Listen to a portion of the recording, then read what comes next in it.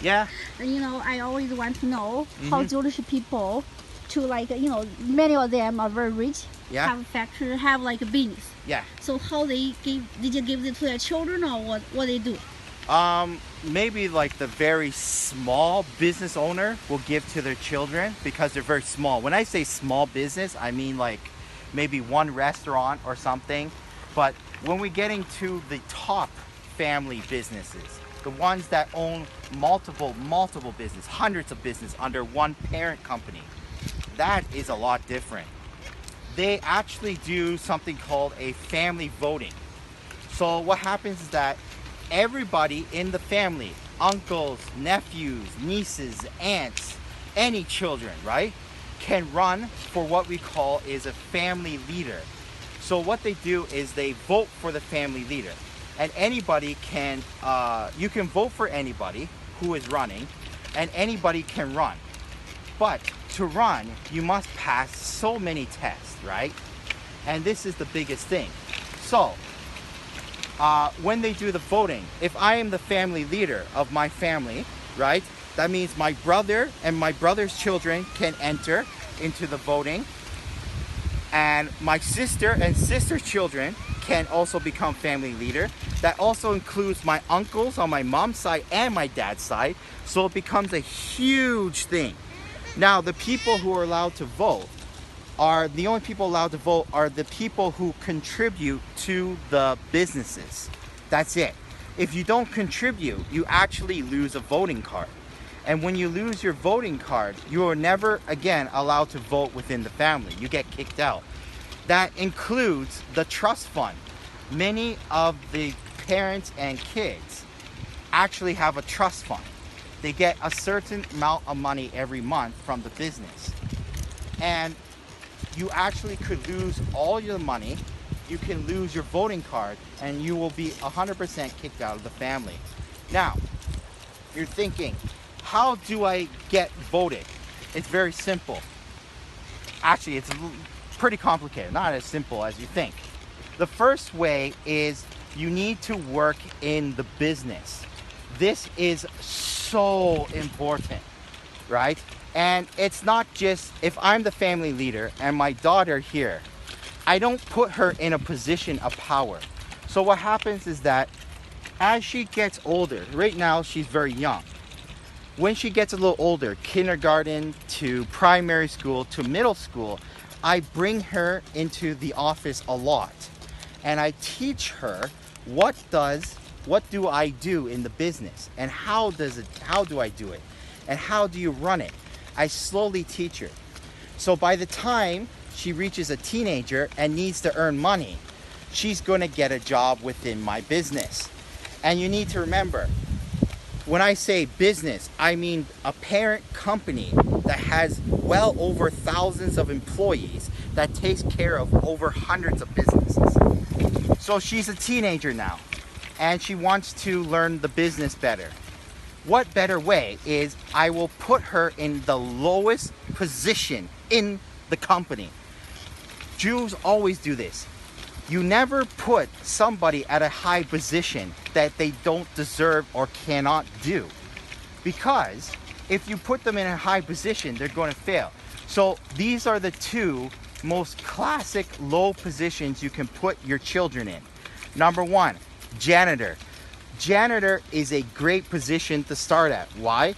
The janitor has the keys to every office in the building. They clean everything. They hear everything. It's a very, very good position to start out, because you start to learn how hard work is done. You start learning hard work. And the second one would be mail carrier. You need to understand, in a big business, right, that has over 1,000 to 2,000 employees, they get thousands of letters a day.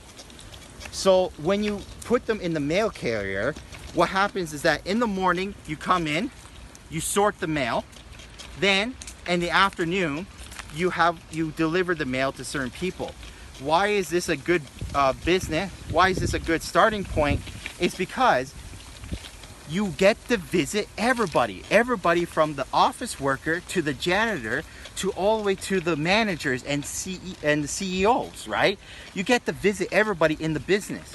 See, the whole point of doing this is trying to get to know the business better, and these are two ways. Now you might be saying, oh, can I just go around and say, hey, I'm the son of the owner of this, I'm the daughter? If you do that, bam, you are gone out of the family. You will never have anything to do with the family again. You never use power that you never earned. That is your father and mother's power. You are using their power to make yourself better within the company. That is a big no-no for Jewish people. Now, we can take a break. So using your power, your parents' power, it's not even your power. Did you get anything? No. Jews hate this. They hate children who try to use their parents' power to gain control of something. They never earned anything. So the moment you are put inside the company, you never ever tell who you are.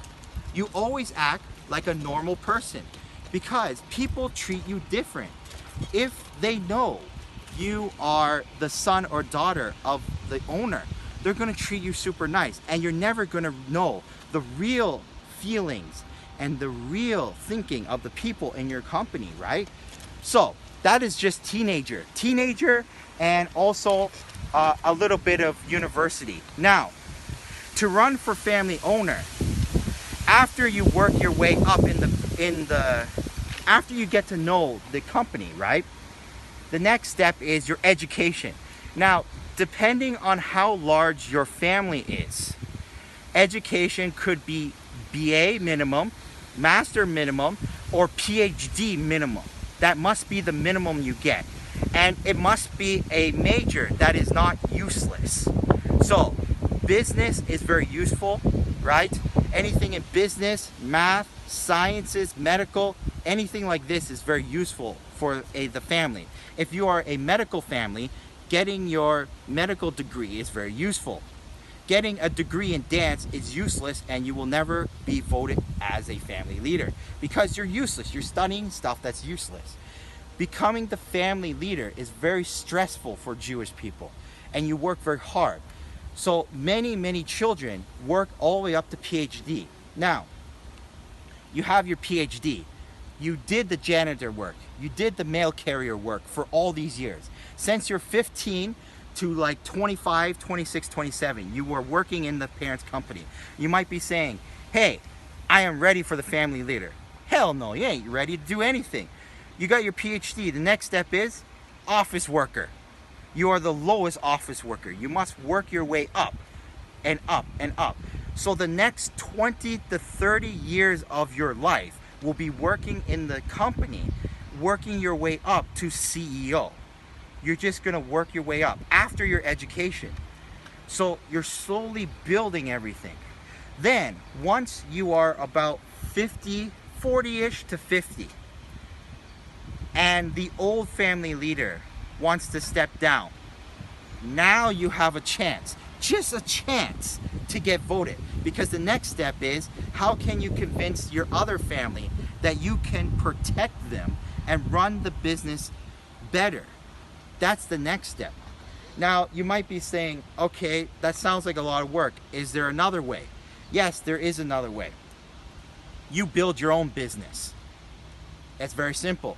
For example, some family might be into supply lines, right? Factories. They might own many factories across the world, but their son or daughter builds their own real estate business.